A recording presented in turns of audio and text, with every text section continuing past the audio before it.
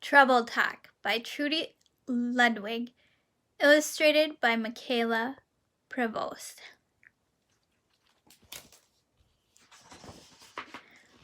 Trouble Talk.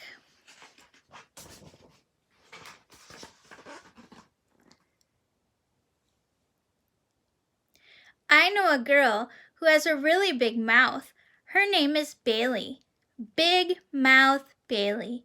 She doesn't know I've called her that because I've never said it out loud. But that's what I think.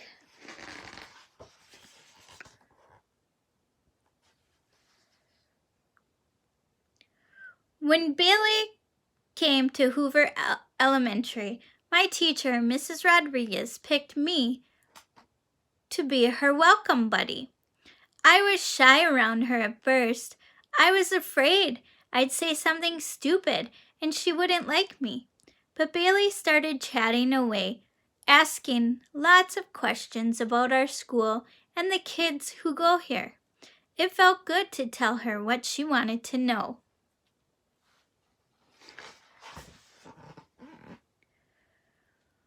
We sat together every day at lunch and talked about all kinds of stuff. Bailey never ran out of things to say, and she told the funniest jokes. Everything was going great until Keisha's sleepover. Let's play Truth or Dare, said Bailey. I'll go first. Keisha, truth or dare? Truth, she giggled. No offense, but that shirt you're wearing is way too small. Do your clothes shrink or are you just getting fatter? Keisha's mouth dropped open. That wasn't very nice, I said. Oh, come on, it's just a game, said Bailey. Besides, I'm doing her a favor by telling her the truth. Some favor, mumbled Keisha. Girls, called Keisha's mom. Come on and get your ice cream sundaes.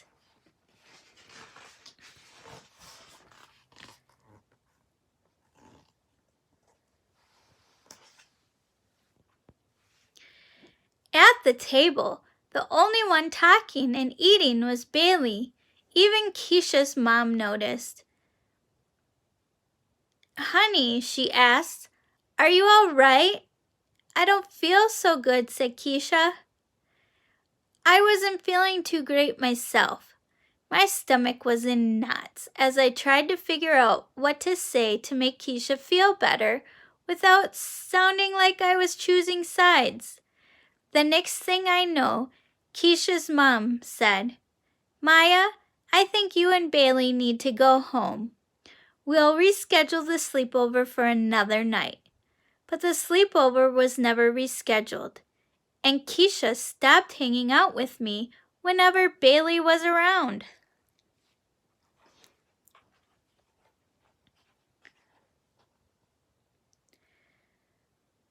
Then, a few weeks ago at recess, Bailey and I were at the swings, and we overheard Lizzie telling Hua that she thought Brian, the new boy in our class, was kind of cute. Ooh, so you like Brian? Interrupted Bailey. She didn't say that, snapped Hua. I bet he likes you too, said Bailey. You want me to find out? No, shrieked Hua and Lizzie. Before any of us could stop her, Bailey ran over to Brian. I chased after her, shouting, Don't do it!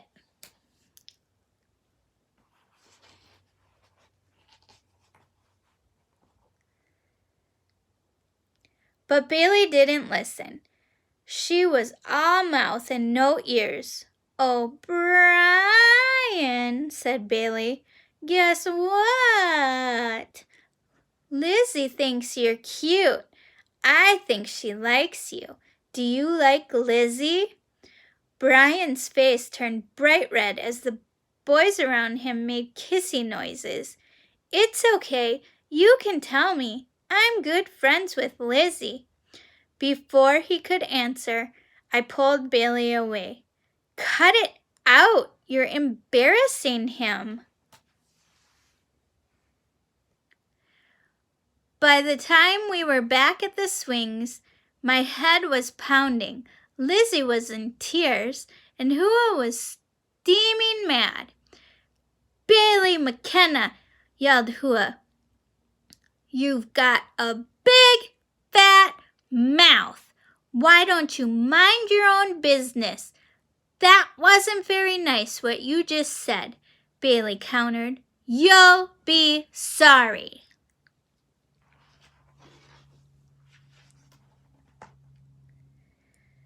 A few days later, there was a rumor going around school that Hua had written nasty words on the girls' bathroom wall. I know she didn't do it. I also knew who started the rumor. Bailey. Then things went from bad to worse. When Bailey was at my house a couple of Saturdays later, she overheard Dad and Mom arguing about money. I was embarrassed, but I didn't think it was the end of the world. Everybody's parents fight at some time or another, right?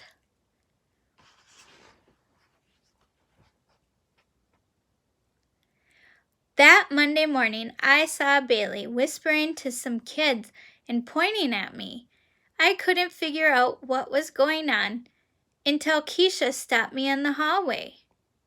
I'm sorry to hear about your parents, she said. What about them?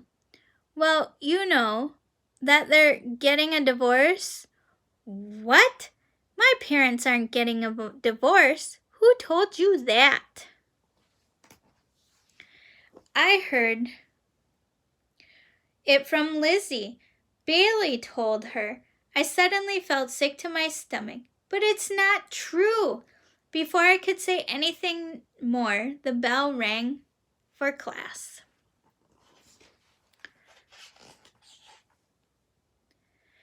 Mrs. Rodriguez started talking about the life cycle of insects, but I wasn't listening. There was too much buzzing going on inside my head. You'll be sorry. No offense, but guess what? They're getting a divorce. I feel a light touch on my shoulder. Maya, are you okay? Mrs. Rodriguez asked. Not really. Does this have to do with what's going on at home? Oh no, I bet she heard the rumor too. Why don't you go to the counselor's office and talk with Miss Bloom? She suggested. It sounded like a good idea. Miss Bloom always cared about what I had to say.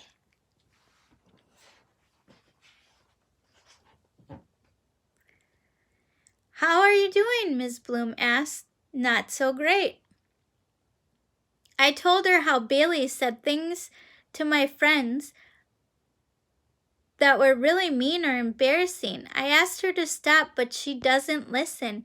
Now she's telling everyone that my parents are getting a divorce, and it's not true.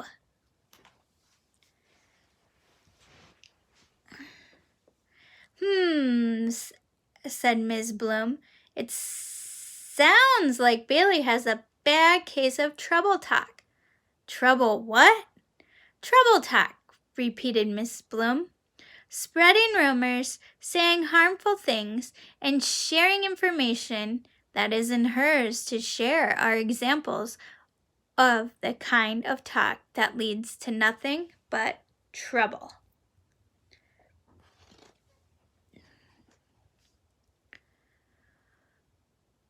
Nobody wins with trouble talk, she explained. Kids who say hurtful things end up losing friends, and kids who hear hurtful things about their friends are stuck in the middle, feeling pushed and pulled in a friendship tug-of-war.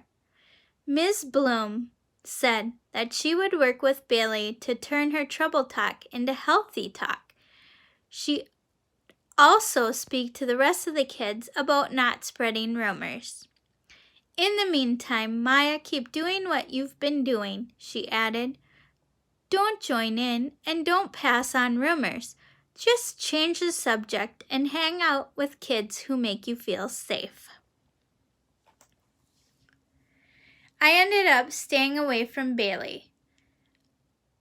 I knew it made her sad, but it's hard to be friends with someone you don't trust, and I did not trust Bailey.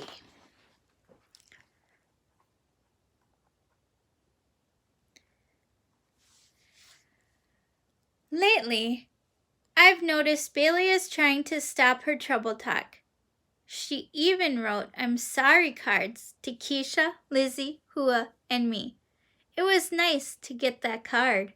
I knew it wasn't easy for her to write it.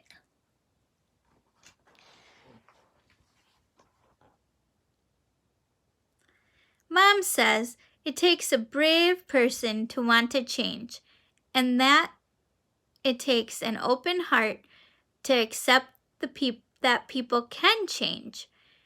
That got me thinking. There are still a lot of things I like about Bailey. Maybe someday I'll be able to trust her again.